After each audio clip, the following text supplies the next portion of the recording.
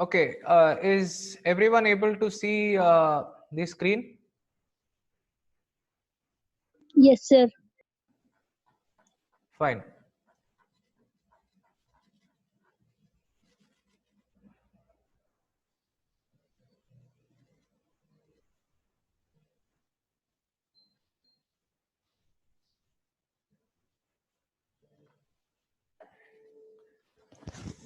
So if you remember in the previous video, we were discussing about various defects in rails, wherein we had discussed about the following defects. We discussed about rail corrugation, and then rail corrosion, hogging of rail, and then buckling of rails.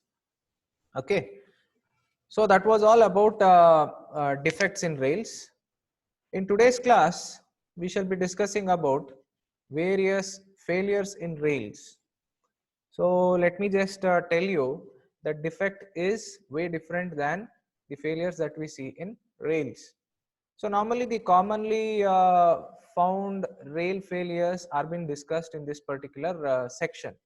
There can be many sorts of failures, but in the textbook or any kind of reference book that you are trying to refer to, you would find certain standard failures that we normally see in rail sections. Okay, so the first failure that we can expect to take place in rails is what we call as horizontal cracks. Now this basically occurs at the rail ends, especially which are exposed to the battering action when the vehicles are moving, and also at the sections where you have joints. So these horizontal cracks, they appear usually at the ends of the rail, uh, basically when the fish plates and fish bolts are not properly maintained, and when the fish plates are usually worn out. Okay, so to join the two rails, as I told you, you need these fish joints or fish joining units, which are basically the fish bolts and fish plates.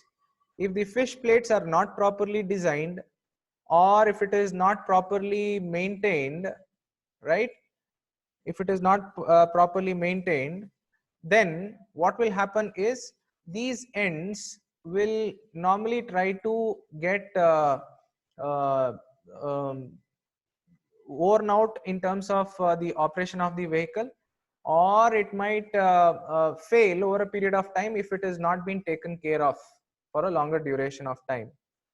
So there will be cracks that will be developed at these ends due to the shearing stress. If the shear stress exceeds the available limit as per the designs of the rail section, then the stress, it will try to look some way within the unit to dissipate itself, so that it relieves the stress. So that relieving of stress, okay, happens in the form of these kind of cracks. So at these particular critical sections, such sections where the stresses are too high, especially the shearing stress is too high, they are called as the critical sections. Okay, so at these critical sections, especially at the junction where you join two rails, okay, you will be seeing cracks developing somewhere here. Okay, if you look into this image, it's a very simple image where uh, it is a longitudinal section that we are viewing. So that is when you look at the rail section from the side and not from the cross section, or not as a plan. Okay, if you look at from the side in the form of an elevation, then this would represent the head. Okay, can you see these two lines? They are the this particular section is the head, and this particular section is the web, and the bottommost double line that you see represents the foot. So when you view the rail from the side in the form of an elevation, then this is the head, web, and then the foot. Normally these horizontal cracks develop in the region where you have the head, okay, at the ends of the rail, in the region of the head, or just below the head, or in the region where you have the head and web intersecting. Okay, so this is the section where you normally see the horizontal cracks getting developed. Okay, so between the web and the head, that portion is the section where you normally see these cracks. Now let me tell you that these failures that we are going to discuss, okay, they are very difficult to be seen in practical situation, because the rails which are in operation, they will be having a very dark color, usually gray or metallic gray in color, and these cracks will be hardly visible to the maintenance engineer or the maintenance officials when they go for inspection. So you need to be very knowledgeable, and you need to have a very strong experience in finding these kind of failures in the rail section. Even a small crack would look as if it is just a scratch on the rail, or it is just a natural design kind of a thing that has got developed during the manufacturing process. So they are very difficult to be identified. So normally what these maintenance engineer do is, they depend upon the age old thumb rule of finding out where the defect is. Like for example, you might have seen those maintenance people, they'll be walking along the railway track holding a hammer in their hand. So wherever they have a doubt that there might be a crack, they'll just use a hammer and just try to ring it.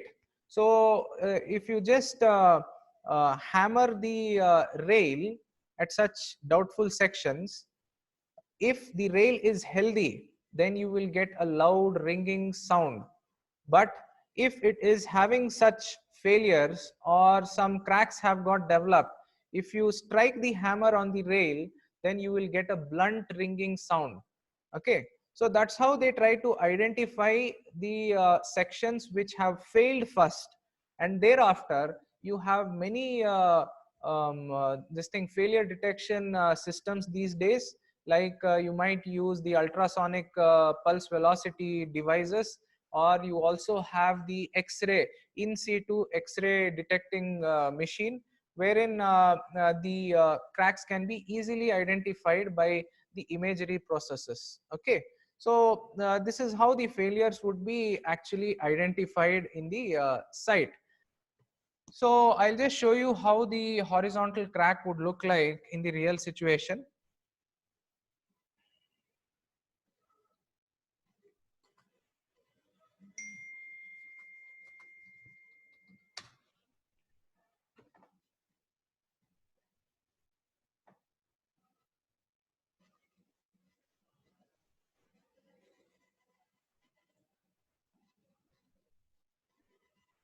Is everyone able to see this image? Yeah. Yes, sir. Okay, so this is how the crack would be visible. This is very prominently seen, but normally it is very difficult for you to identify it in the site. So if you take a look at this image, this is how the horizontal crack would look like. Okay, at the section where the head of the rail meets the web of the rail, the cracks will start getting developed. Okay, so this is how it looks like. So you can see that it's a very thin hairline kind of a crack, which is barely visible through naked eyes. Okay, so this is the crack that I'm talking about. Okay, this is the crack that I'm talking about. So I'll keep this image intact, so that there are many other failures that we can see here. But as of now, the first failure is the horizontal crack. Okay, so when you cut this rail section in the form of a cross section, you will be able to see only a dot of this crack. So this crack, which has developed in the horizontal direction, would be visible just like a small dot, okay, when you cut the rail section. So it's very difficult to identify. So this is about the first failure. Now these failures, all these failures which I'm going to discuss, they are very, very critical in railways. Okay, so critical in the sense, if it is not been identified properly on time, and if it is just neglected, there can be severe accidents taking place in railways. And you already know, if any rail accident happens, then that would be to a very severe extent, and it would be a severe loss both to the government as well as to the lives of the people, right? So such things cannot be neglected. Lot of money will be spent on the maintenance operation. So this was about the horizontal crack. Now let us discuss about the other preceding failures. Next thing that we need to discuss here about is the horizontal fissure. Now these horizontal fissure is prominently seen not at the junction between the head and the web, but it would be seen just along the head. Okay, just like how I showed you here. Okay, this crack in the previous case would be at the junction between the head and the web, somewhere here. Okay, it would be somewhere here. But just like horizontal crack, you will be seeing the crack developed in the head region, okay, parallel to the horizontal fissure. So those kind of cracks which are developed in the head, like how you can see in this image. Okay, so in this image you can see that the crack is developed in the region of head. So under such circumstances, where the cracks are developed in the head region, okay, are called as horizontal fissures. Now it is basically caused due to the defective head during the manufacturing process, especially when the chemical composition or mineralogical composition is not being maintained properly during the manufacturing process as per the standards. So if there is variation in the mineralogical characteristics, then normally these horizontal fissures are very commonly seen as failures in rails soon after the operation of the vehicle. So when the vehicle starts moving on the railway track, these kind of fissures will be prominently seen. Next, or the third type of failure what we see is in the form of split web. Now whenever I talk about web being split, now it is very prominent in cases where you have the fish holes being driven. Okay, so if these are the fish holes where the fish plate and fish bolts will be fastened, okay, if the holes are too close to each other, the driving of the holes will be done in the factory, or it will be done directly at the side. But if lot of stress is induced while driving the holes, there will be chances that there might be weakening of the section between these two holes, the web section between these two holes. Okay, so even if it is not taking place during the hole driving process, if you are over tightening the bolts that you are going to put in these two holes, okay, if the system is over tightened, then there will be chances of these kind of horizontal cracks being developed. So the cracks might be horizontally radiating. Normally it will be horizontally radiating, or it can be radiated towards certain angle, as and how the threading process is done. So that's about split web. So split web would be somewhat like this, okay. It can be horizontally radiating or even vertically radiating. Okay, so if the gap between two holes is too less, then it will normally radiate in the horizontal direction. If the bolts are over tightened, then there will be chances that the cracks will radiate to in the vertical direction, like how you can see here in this image. Okay, so that's about split web. So the web gets splitted during the process. The next failure is the transverse fissure. Now this transverse fissure is again prominently seen in the head region of the I section of the rail, and it starts or it propagates itself from the center of the head. Okay, and then over a period of time it starts radiating in all the directions along the head of the rail. Okay, so this particular failure is very very dangerous, and it is very critical, because only when you cut the rail in the form of a cross section you will be able to see these cracks. Okay, but if you try to view it from the outer exposed region, all these cracks would look like just a single dot or a spot, that's all. Okay, but there will be a severe crack inside. So unless and until you cut the rail section, you will not be able to see the transverse fissure properly. Now usually these transverse fissures are because of the manufacturing defects or change in the mineralogical property during the manufacturing process, and it is very very dangerous, as it is very difficult for you to identify where you have these kind of damages or failures. Okay, so it need not happen just at the ends of the rail, but it can happen even somewhere in the middle of the rail also. Okay, normally the rails that we have here, the standard rail length would be around 12 to 15 meters. Okay, so that would be the standard section of the rail that are manufactured. So within this 12 to 15 meters, what we have, anywhere in that section you might be able to see these kind of transverse fissures. So transverse fissures, again to show you, I'll just see if it is available in the image.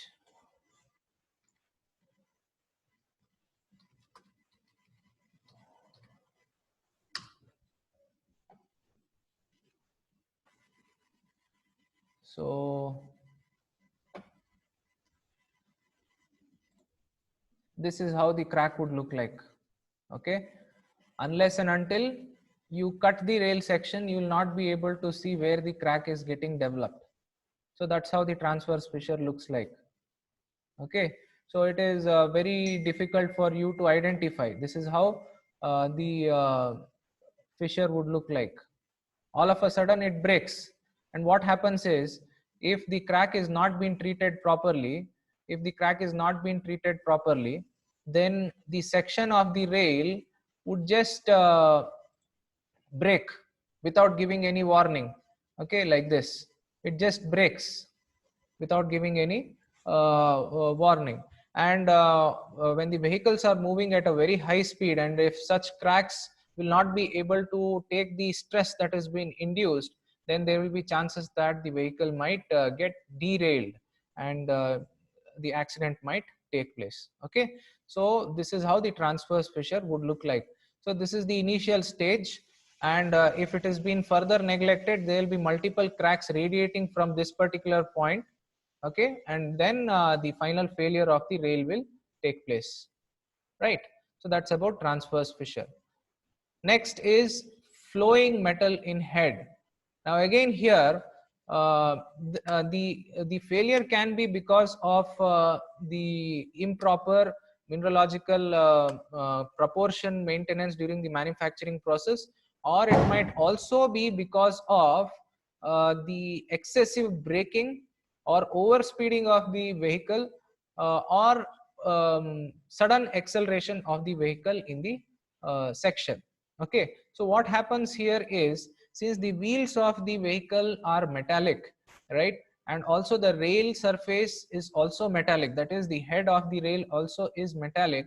Okay, when the vehicle is moving at a very high speed, there will be certain amount of heat generated, which would be more than enough to melt the topmost layer of the rail. And when the brake is suddenly applied, okay, or suddenly the vehicle is accelerated, the metal would get heated, and it would be pushed or pulled by the wheels, either in the forward direction or in the backward direction. So that causes the melting of the topmost exposed surface of the head of the rail, and it gets pushed. Okay, So melting of head, I'll try showing you how it looks.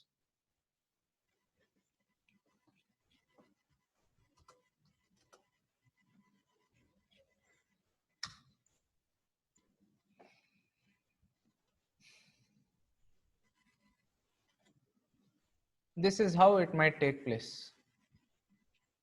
Okay. Can everyone see this? Yes, sir. So the topmost section gets worn out. Okay, it gets melted because of the vehicular movement, and it causes serious problem because you are going to disintegrate the section which is actually responsible to take the load of the vehicle. And even if a small section of the rail is lost, then it might cause serious problem to the vehicle which gets operated. Okay, that's about melting of head or flowing of metal. Okay, next is split head. Again, this split head is very critical in rail sections because similar to what we had in transverse fissure, wherein the cracks might be multiple in numbers, the split head usually takes place in the form of just one single crack or two cracks like this. Okay, so what happens here is from some particular point within the rail section, okay, if the cross section of the rail looks like this, then somewhere from the junction between the head and the web, the crack starts propagating, and it propagates towards the outer layer of the head. Okay, this crack propagates like this and would look just like a single point or a dot on the surface. Okay, so if this particular crack is neglected, then over a period of time, this particular portion or this particular portion might get split and it will just drop down. And if you don't have sufficient bearing area for the wheels to move upon, then the vehicle might get derailed. So under natural circumstances, I'll try to show you how the split head would look like.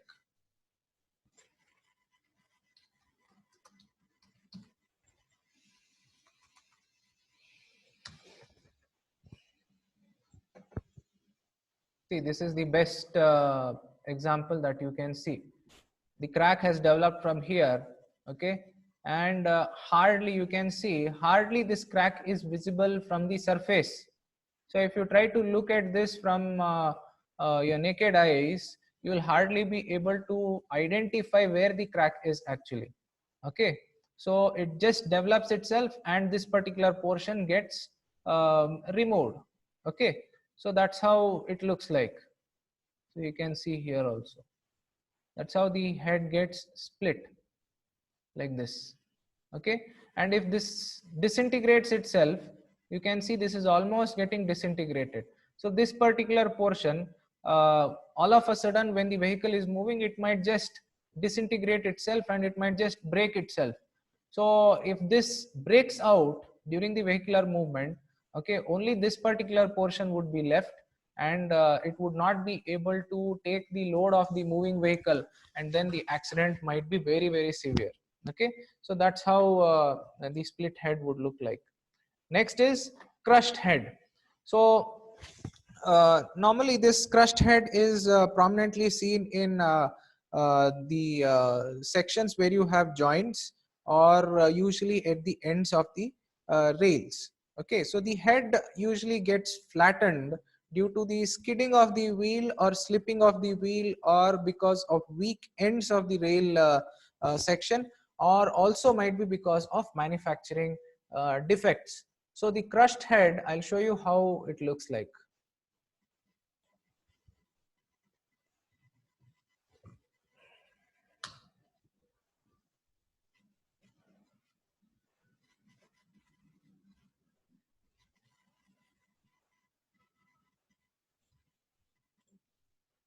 See, this is how the crushed head would look like.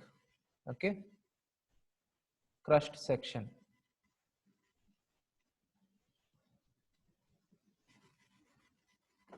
You can see a typical rail section would be of this shape. but just because it has got crushed, the surface would lose its texture. Okay, so that's how the crushed head would look like.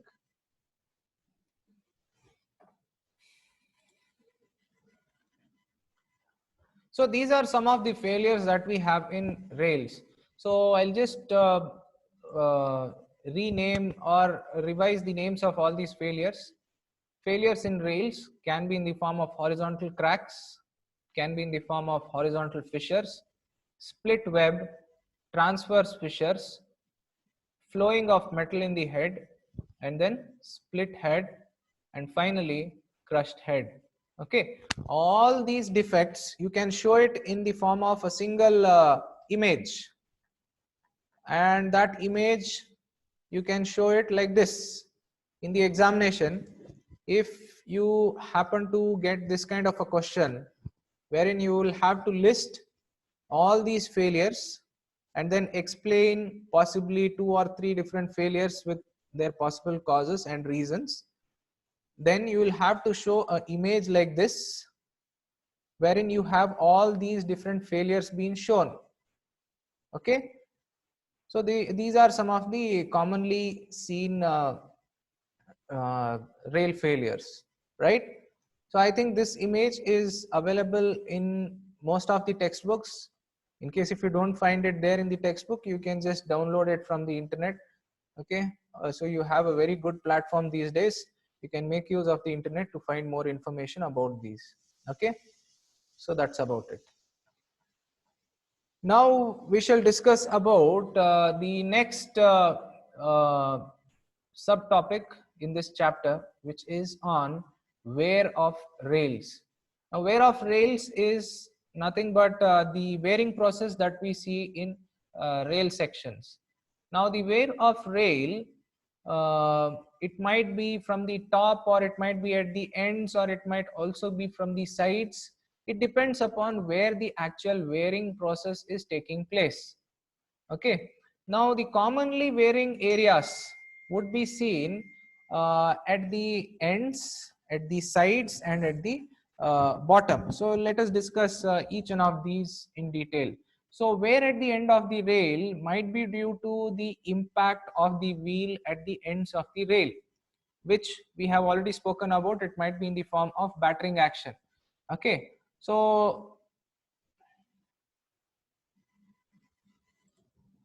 it might be because of the battering action, right? So at the joint, because of the impact of the wheels with that of the sleeper, the region usually sinks down, resulting in the further sinking of the rails, and this again will keep on wearing out that particular section.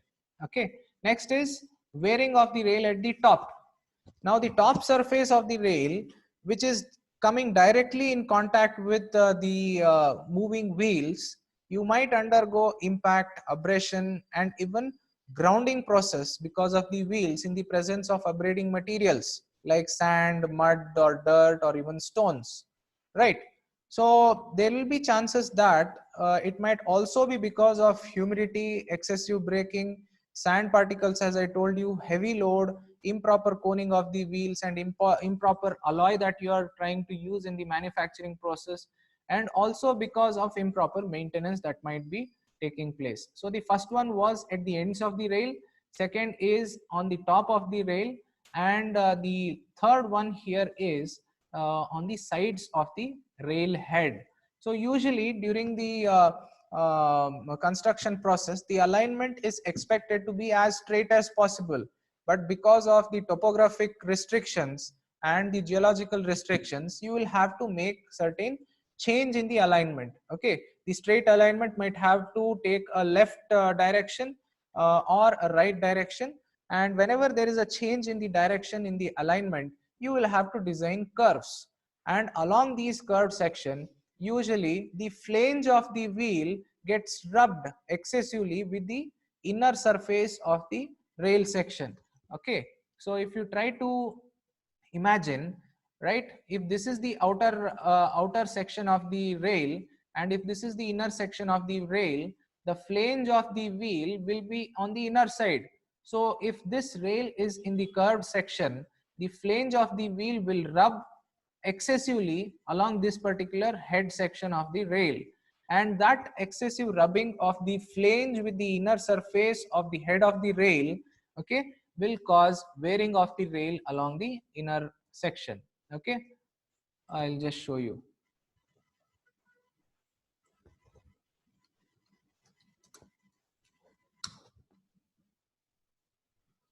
See, this is how it looks like. Okay, so along the curved section you will be seeing like this. This is how the section gets worn out, okay, either on the top or on the sides. Okay, so this would be the actual dimension of the rail, and over a period of time, due to the wearing of the rail, so if this is the wheel, this is the flange of the wheel, so that excessively rubs itself with the inner surface of the head, and that's how the wearing takes place. Okay, so I think these are some of the prominently seen wearing processes. So wearing of rail can be in three ways.